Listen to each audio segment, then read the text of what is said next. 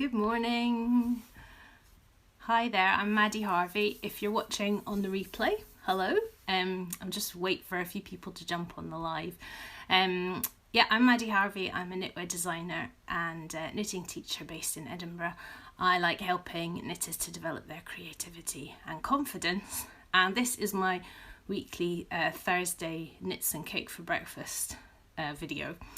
So the story behind that is that before lockdown I was hosting a weekly knit night and I'd always do some baking, and then on a Thursday morning I would have a bit of the leftover cake for my breakfast. So this week I have been making a chocolate cake.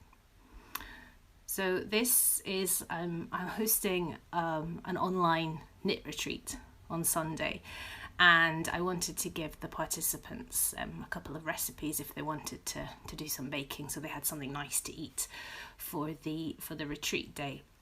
And this chocolate cake recipe is one that my grandma used to make when I was a child, and we would go to visit. And my grandmother's house was a bit of a time warp, and in her kitchen she had a big Rayburn range, which is a bit like an Aga, and it was coal-fired. So it was an art to cooking on it. And she used to do this chocolate cake in the Rayburn cooker. And anytime I've tried to make this cake, it never comes out quite as good as my grandma's one, because I think there's something special that happens when she cooked it in this Rayburn cooker. So I've passed this recipe on to the retreat people for Sunday, and so yeah, hopefully they enjoy making it. It's quite sweet. You make it with instead of cocoa, you use hot chocolate powder. So it's not very chocolatey, but it's sweet, which I think is probably what appealed to me as a child.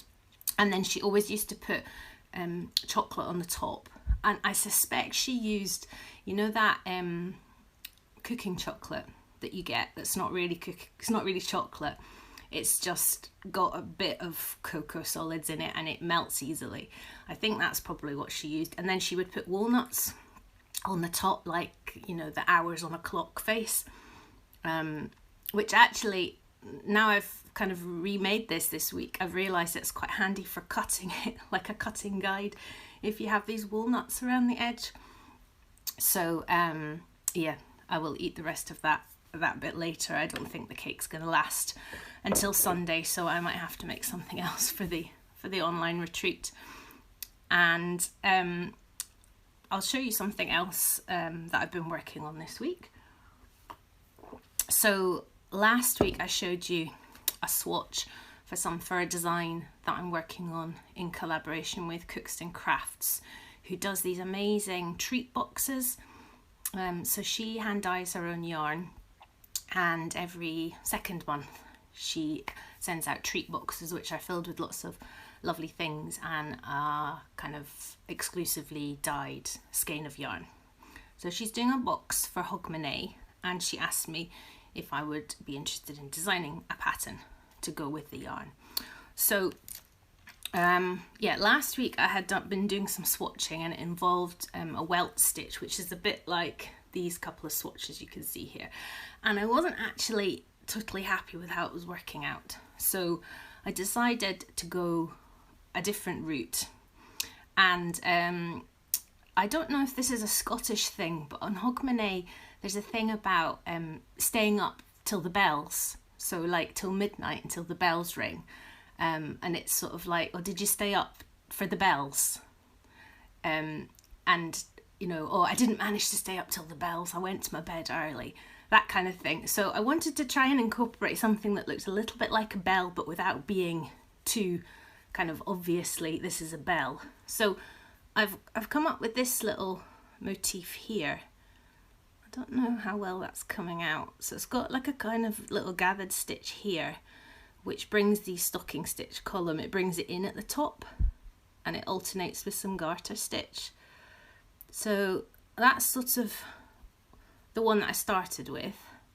This is not in Claire's yarn, I should just say. This is actually yarn from Botanical Knits. And then I want to make, it's going to be a cowl, but one that sort of hangs down at the front. And I wasn't quite sure of the shape at the front. So this one is got this sort of stepped effect, which I'm not sure about. So then I decided to try like a sort of pointy fronted one. So it would hang in a point at the front, and then it would go up and be worked in the round to make a neck. But I don't know if you've seen, there's a lot of these patterns for, I think they've got different names, but I've seen them called a dicky. So it's like a kind of piece of knitwear that's a bit like a cowl here, and then you have a piece that hangs down the front so that it sort of fills the gap of your coat. And I have a real hankering to knit one, but also probably to design my own pattern for it. And so I'm kind of wondering if I might be able to do that with this pattern, but I'm not sure if that would appeal to everybody. You can maybe let me know if you're watching live. You could let me know in the comments, and if you're watching this later on, just let me know how you feel about that kind of thing. I'm not sure how much does it look like you're wearing a baby's bib. I don't know. I just have this thing about maybe people will think, oh, that looks like a baby's bib, I'm not going to knit that. I don't know. You know, like if it wasn't a pointy one, if it was straight across here, would it look like you were wearing a bib? I don't know. Anyway, so then I started doing another swatch. This isn't Claire's yarn either. This is Easy Knitter. So it's slightly lost, the pattern's slightly lost in this, but I started doing this and with the idea that you would knit almost like a triangle and then seam it together at the back, but then the bells would be upside down if you did it this way. So I need to kind of play around. So there's a few different opinions there in the comments on the live about dickies versus cowls and the shape at the front. Yeah, I'm not sure. I can't decide which would have the most appeal. But yeah, if you do have a strong opinion about these things, let me know. And hopefully by next week's video, I'll have made a decision about it. So that's what I've been working on. But next week, I am taking part in a big online Christmas market with marketing guru and online business audience building person Janet Murray, and it's taking place at lunchtime each day next week with different vendors. So I think I'm the only kind of knitting person, but if you're looking for gifts for anybody, there's some beautiful jewellery and accessory people. There's also people doing gift vouchers for things like gardening courses and baking courses. There's loads and loads of really nice things. So I've been putting together some kits for that, and I'm doing some beginners kits. So I'll show you so you're getting a bit of a sneaky peek here. So I've got an adult's beginner's kit. Sorry, I'm looking over here because I've got it all piled up, which will give you yarn, big chunky yarn, chunky needles, enough to knit a hat in garter stitch, knitted flat and then seamed, and there will also be a pom-pom in there, and that comes with this really good book, which is written by Kerry Kimber, who you might know. I don't know if you've heard of Knitting for All.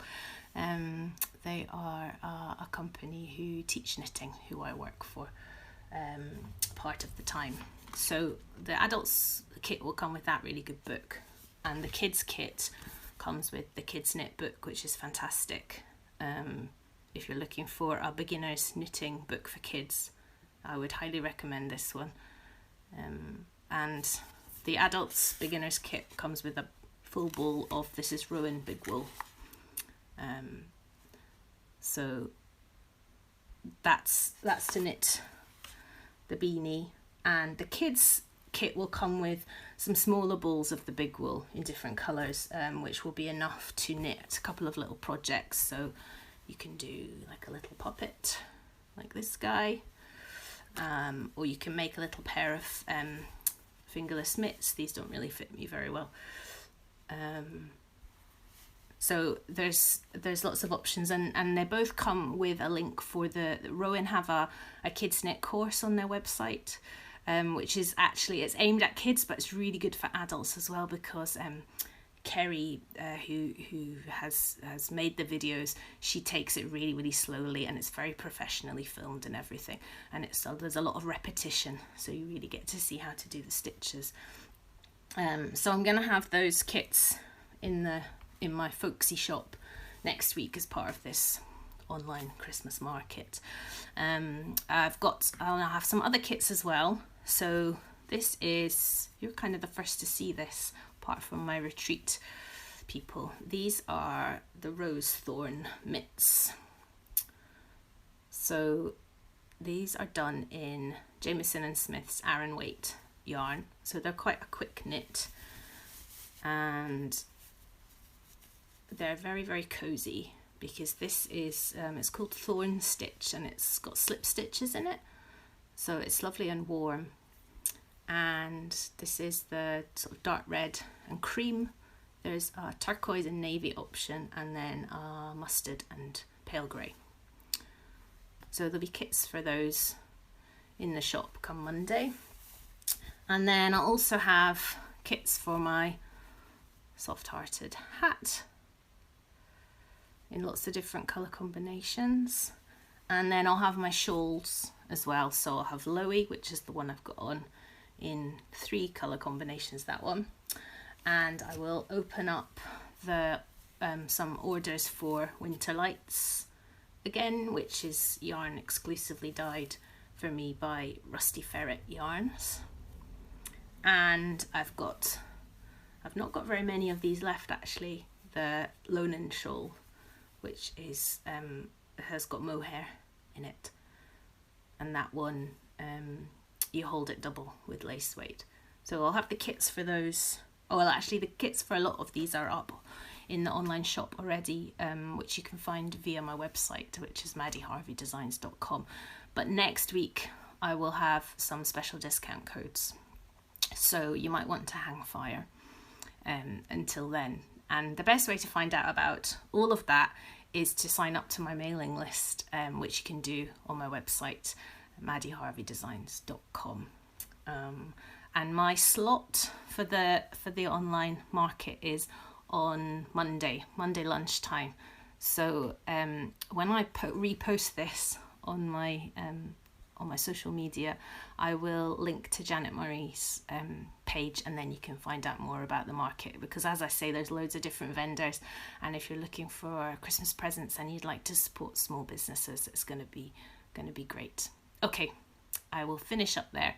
Enjoy the rest of your Thursday, and I'll see you next week. Bye.